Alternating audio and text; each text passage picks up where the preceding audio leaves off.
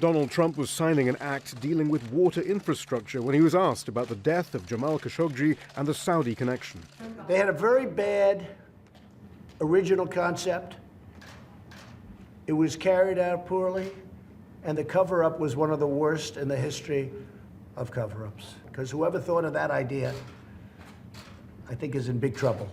In terms of what we ultimately do, I'm going to leave it very much in conjunction with me up to Congress. But in an interview on Monday, Trump suggested he believes the Saudi narrative of a, quote, plot gone awry that led to Khashoggi's killing, and questioned the Turkish claims of the use of a bone saw to dismember the journalist's body. The Secretary of State said action was already being taken against those the U.S. held responsible for Khashoggi's death. We are taking appropriate actions, which include revoking visas, entering visa lookouts, and other measures.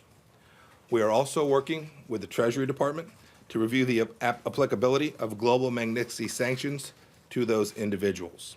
Congress has already invoked the Magnitsky Act, which gives the administration 4 months to investigate Khashoggi's death and impose sanctions against those found responsible.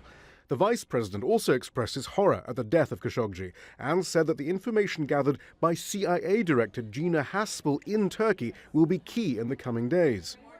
The director of the CIA is there in Turkey now, reviewing the evidence, and we're going to follow the facts. We're going to demand that those responsible are held accountable. The expectation is that the Turks want far more from Washington than has already been announced. Turkey wants more meaningful action from the United States, and to that end, I assume that they're sharing the information that they have with Haspel. And if that evidence shows that this was an assassination ordered at the highest levels of the Saudi kingdom, as alleged, the Trump administration will be tested.